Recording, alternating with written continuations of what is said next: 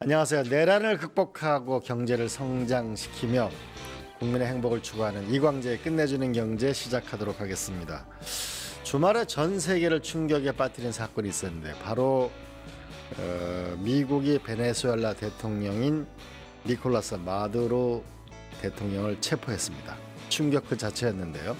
석유 문제, 미국의 전략 문제, 미중의 패권 전쟁, 어떤 상관관계가 있는지 20만 구독자를 넘기고 있는 우리 슬로인스 이정환 대표 모습. 안녕하세요. 네, 안녕하십니까. 네, 대표님 먼저 사실관계부터 정리했으면 좋겠는데 네. 마두로 체포 이게 네. 어떤 작전이었습니까? 그러니까 그 3일 새벽에 새해 벽 뒤에 그 뉴욕타임즈나 그 미국 언론도 굉장히 당혹했던 것 같은데요. 새벽 미국 시간으로 1시 베네수엘라 시간으로 1시였고요. 미국 시간으로 이제 새벽 2시였습니다. 새벽 2시. 네네. 네. 그래서 이제 그 베네수엘라 수도 카라카스를 공습을 해서 니콜라스 마두로 베네수엘라 대통령을 체포를 했고요. 이게 체포냐 납치냐라고 이제 논쟁도 많지만 이게 이제 당한 입장에서는 그 납치고 미국 입장에서는 이제 합법적으로 체포를 한 거죠. 대통령국의 델타포스 최정예 특수부대를 투입해서 마두로 납치를 했고요.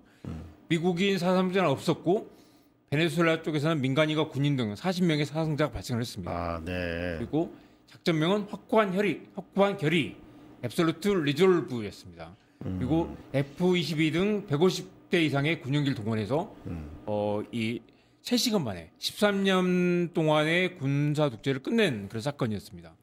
그래서 이게 축군 국가의 무력 사용을 금지한 유엔 헌장 위반이지만 트럼프는 또 마두로가 부정선거로 당선된 이 정통성이 없는 정권이다 또는 마약을 밀미한 우두머리다라는 그런 의혹을 제기하고 있습니다. 그런데 이게 마약과의 전쟁이라고 트럼프 대통령은 네. 이야기하고 있는데 또한 동시에 베네수엘라가 훔쳐간 석유를 돌려받아야 한다. 네, 많은 그렇습니다. 돈을 벌게 될 것이다. 네. 라는 말을 했는데 진짜 목적이 뭐죠? 그러니까 실제로 이번에 이제 그 말씀하신 대로 그 트럼프는 이제 이게 마약과의 전쟁이라고 얘기를 하고 있지만 기자회견에서 석유가 목적이다라는 얘기를 명시적으로 드러냈고요. 그림 한번 보여주십시오. 이게 이제 네.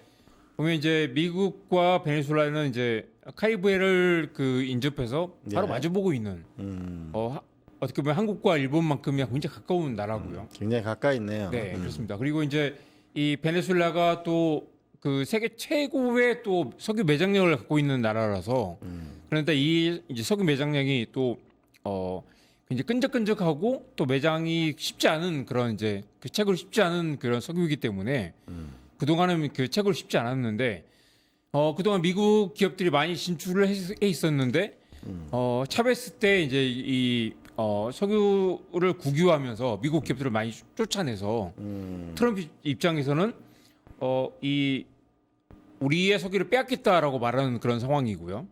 그래서 이제 트럼프는 이제 이 베네수엘라 이 남아메리카의 이제 그 지배를 확보하는 그런 차원에서 이번 이제 공습을 단행한 것으로 보입니다. 근데 현재 이 베네수엘라가 갖고 있는 석유는 대략 어느 정도 규모와 돈의 가치가 있는 거고, 아니 베네수엘라 땅에 있는 건데 왜 이거를 훔쳐갔다고 얘기하는 거죠? 그렇습니다. 베네수엘라가 이제 그 전 세계에서 가장 석유 매장이 높은 나라이기 때문에 이제 그 미국은 이제 이 석유를 욕심을 내는 건데 말씀드린 대로 채굴 쉽지 않은 굉장히 끈적끈적하고 중진류이기 때문에 이제 이게 쉽지 않긴 하지만 이게 이제 그 중국이 또 베네수엘라에 또 많이 진출해 있고 중국이 또 남미 쪽에 많이 이제 대출도 많이 해주고 영향을 확보하고 있기 때문에 미국 입장에서는 이제 남미의 영향을 확보하려는 차원에서 이제 많이 욕심을 내고 있는 것 같습니다. 대략 이거 17% 언론 보도 보면 이렇게 나오는데 이건 돈의 가치로 보면 어느 정도 되는 거예요? 어떤 게 매장량. 매장량 17% 3,300억 배럴이라서 네. 매장량으로는 전 세계 최고 순위를 할 수 있습니다. 네. 여기서 이제 이러면 돈로 독트린이다. 뭐 네. 이런 얘기, 돈로 독트린 이게 무슨 얘기예요? 새로운 용어 같은데. 방금 아까 말씀드린 그 그래프 한번 잠깐 보여주시고요. 이게 이제 그 미국의 전 세계 석유 매장량을 보면 예. 방금 말씀드린 대로 이제 그 베네수엘라가 3,030만 배럴이라서 세계 이게 사우디보다도 훨씬 네, 많네요. 사우디보다 많습니다. 예. 우리가 이제 사우디아라비아 이제 중동에 석유가 많다고 하지만 네. 베네수엘라 가장 압도적으로 많고요. 근데 이제 이 베네수엘라 석유는 이 캐기가 쉽지 않고 캐더라도 이게 그 가공의 정제에 많이 비용이 들기 때문에 단순히 매장량으로만 세계 인력 할 수는 없습니다. 그렇지만 네. 이제 캐나다나 이제 그런 우리 오일 샌드가 가치가 높아진 것처럼 석유가 있기만 하다면 기술력을 얼마든지 극복할 수 있기 때문에 베네수엘라의 그 매장량이 경제성 높지 않지만 장기적으로 이제 굉장히 높아질 거다라는 것 때문에 미국 입장에서는 이제 중동에나 아니면 그 중국의 영향을 낮추기 위해서라도 굉장히 베네수엘라의 영향력을 확보하려는 그런 의지가 강한 상황이죠. 결국 이게 미국이 마약과의 전쟁은 명분이고 실제로는 네. 석유 확보, 그다음에 반미 정권을 무너뜨리는 거 이런 걸로 봐야 되나요? 맞습니다. 이 그림도 한번 보여주십시오. 그 보면 이제 제가 이제 그 중국이 사실 돈이 많기 때문에 중국이 전 세계에 빌려준 그 채권을 좀 따져봤더니 중국이 2000년부터 2023년에 돈을 빌려준 나라 상위 20개국 그래프입니다. 보시면 이제 200개국에 무려 2조 원 이상을 빌려줬지만 가장 많이 이제 돈을 많이 빌려 쓴 나라가 미국이고요. 다음에 이제 러시아, 오스트레일리아, 그다음에 4위가 베네수엘라인데 베네수엘라가 이제 맞습니다. 그러니까 이제 중국이 이제 그 남미나 글로벌 사우스라는 명분으로 남미나 아프리카에 돈을 많이 빌려줘서 상당 부분 이제 자원의 이제 그 이 중국의 의존도가 높아진 그런 상황입니다. 중국은 이렇게 되면은 네, 강력하게 반발할 것 같은데 중국 현재 나온 입장은 뭐예요? 당연합니다. 중국은 당연히 이제 그 중국이 이미 그 베네수엘라에 돈이 들인 돈이 여기 보시는 것처럼 이제 1,057억 달러를 이미 이제 그 중국이 베네수엘라에 투입을 하고 있기 때문에 1,000억 달러. 네. 예. 이 돈이 만약에 이번에 이제 미국이 베네수엘라 직접 통치를 하게 되면 이 돈이 다 사라진 돈이 되는 거죠. 그렇기 때문에 이제 중국은 이제 베네수엘라를 거점으로 해서 남미를 장악하려고 하는 남미의 이제 석유산업 자원을 이제 그 영향력을 확보하려고 하는 그런 이제 계획을 갖고 있었는데 미국이 베네수엘라를 갑자기 이제 그 공습을 하면서 이 돈이 완전히 다 사라지게 되는 중국이 베네수엘라 갖고 있던 채권이 완전히 휘시조각이 되는 상황이 된 것입니다. 보시면 이제 이 그림을 보시면 중국이 그동안 해외 대출과 원조를 통해서 계속해서 남미 아프리카에 계속 돈을 이제 빌려주거나 원조를 하거나 했었는데 이건 사실 미국의 영향력을 벗어나려는 그런 의도였거든요. 그런데 미국은 이제 이번에 이제 이런 일련의 그 조치를 통해서 중국의 영향력을 벗어나려는 그런 시도를 하고 있는 것입니다. 근데 이게 베네수엘라로 끝날까요? 아니면은 그린란드나 파나마를 침공하진 않았지만은 계속해서 미국은 파나마 이 편입을 요구해왔는데 혹시 다음 타겟이 파나마 아닐까요? 맞습니다. 그래서 이제 그 다음 목표물은 두 가지가 있는데 많이 이야기되는 게 이제 첫 번째는 파나마 운하라고 하고 있고요. 트럼프가 바로 그 베네수엘라를 공습한 이후에 중국이 파나마 운하를 운영하고 있다. 우리는 그걸 되찾을 것이다라는 말했고요. 그림을 한번 띄워주십시오. 이 파나마 운하는 그 중국의 그 미국의 가장 베네수엘라보다 가까운 지역에서 이제 미국의 물류를 굉장히 위협하는 그런 상황이고요.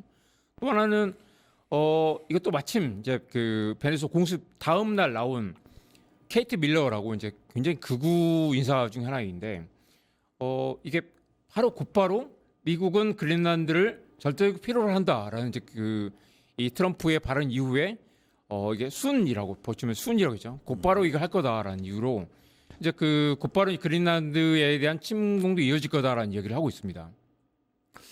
그러면 이 정리해 보면은 남미에 있는 베네수엘라에 있는 석유를 한편으로 확보하고 네. 또 한편은 파나마를 결국 이거를 운하권을 가지게 되면은 이 남미에서 태평양으로 나오는 거를 중국을 견제하겠다는 거고 그린란드를 결국은 또 장악한다는 얘기는 북극 항로하고 자원하고 물류 자원과 물류를 동시에 미국에 갖겠다는 이런 얘기 정확히 같은데요. 그렇습니다. 이번에 이제 그 베네수엘라가 이제 무슨 마약 퇴치라는 명분을 내세웠지만 마약이 문제가 아니라 미중 패권 전쟁이 핵심이고요. 이 그림 한번 보십시오. 이게 아까 KT 밀러가 보여준 자기 트위터에 올린 그림인데요. 이 그린란드 지도 위에 이제 이렇게 미국 국기를 올려가지고 위에 보시면 작은 글씨 보시면 멀지 않은 미래에 그린란드 침공할 거다라는 얘기를 했고요. 이게 지난 며칠 사이에 나온 이야기입니다. 그리고 아까 하신 것처럼 이제 파나마 운하는 이제 미국의 저쪽 동부에서 이 중국으로 가는 항로가 이제 그 파나마 운하가 기점인데 최근에 이야기 나오는 거 보면 이제 이 그림인데요. 보시면 이제 파나마 운하를 보면 이 아래쪽에 있는 포트 발보아와 미국의 포트 크리스토발이 둘 다 중국 기업이 이미 인수를 해서 보면 옛날에 이제 그 파나마 운하가 완전히 미국이 점유하고 있던 사실 미국이 운영하고 있던 운하였는데 알게 모르게 이게 이미 중국 기업이 넘어가 있기 때문에 미국 입장에서는 굉장히 위협을 느끼고 있는 상황입니다. 그래서 자, 이제 그러면 1989년도에 파나마 침공이 있었었는데 트럼프가 그럼 파나마도 침공하게 될까요? 이미 그 말씀하신 대로 그 노리에가를 납치한 사건과 많이 비교를 하는데요. 이번에 이제 그 납치 사건을 보면서 이미 그 과거에 한번 그 파나마를 침공해서 노리에가를 이 체포한 사건이 이미 있었거든요. 그러니까 이번에도 이제 그렇게 이제 그 당시에는 이제 파나마를 침공해서 단기간에 파나마의 운영권을 가져와서 미국이 그걸 점령한 사건이 있었기 때문에 이번에도 이제 빠르게 베네수엘라를 점령해서 베네수엘라의 이제 그 석유 채굴권을 미국이 확보해서 하는 그런 그 시나리오를 갖고 있는 것 같습니다. 자, 마지막으로 그럼 정리해 보죠. 베네수엘라는 앞으로 어떻게 될까? 이 사태가 우리한테 주는 교훈은 뭐라고 볼 수 있을까요? 그러니까 이번 사건을 보면 이제 만약에 이 베네수엘라의 베네수엘이 이제 그 미국 그 트럼프 대통령이 우리가 운영할 것이다. 런이라는 표현을 썼다고요. 이제 이번에 이제 미국이 베네수엘라에 진출해서 차기 대통령 후임 대통령을 임명을 하고 앞두고 이제 그 점령하게 되면 다음에 이제 그 파나마와 그린란드까지 이제 점령을 하게 되고요. 그렇게 되면 이제 이게 중국이 대만을 만약에 침공했을 때 전 세계가 이제 과연 어떤 이제 그 대응을 할 것인가라는 이야기 될 것이고요. 결국 핵심은 미중 패권 전쟁의 핵심이다. 네 가지 가능성을 볼 수 있을 텐데요. 결국 이제 베네수엘라가 중국의 영향에서 벗어날 수 있을 것인가. 두 번째는 친미 정권이 과연 이제 그 베네수엘라에 정착할 수 있을 것인가. 친미 정권에 들었을 것인가. 예. 세 번째는 이제 에너지 패권이 과연 이제 미국이 남미에서 과연 자리 잡을 수 있을 것인가. 할 수 있을 거고요. 이게 이제 여러 가지 이제 그런 세계 경제적으로 보면 미국의 영향력이 줄어들면서 중국이 패권이 늘어나는 것에 대한 미국의 불안이 있을 텐데 과연 이 사건을 계기로 이제 이걸 반전을 만들 수 있을 것인가 굉장히 중요한 계기가 될 것 같습니다. 네, 26년 새해 벽두부터 미국의 군사 작전이 감행됐습니다. 핵심은 보면은 결국 미중 패권 전쟁의 핵심이라고 볼 수 있는데 하나는 자원 전쟁, 하나는 앞으로 곧 있게 될 파나마 운하나 이 루트 새로운 신질서가 탄생하고 있는지 모릅니다. 대만 앞바다에서 중국 군대의 연습도 있는데요. 우리가 지금 긴장한 한 해가 시작되지 않을까 싶고 더욱더 경각심을 가져야 될 것 같습니다. 네, 오늘은 여기까지 하겠습니다. 함께 해주신 슬로우뉴스 이정환 대표님 고맙습니다. 감사합니다. 네, 고맙습니다.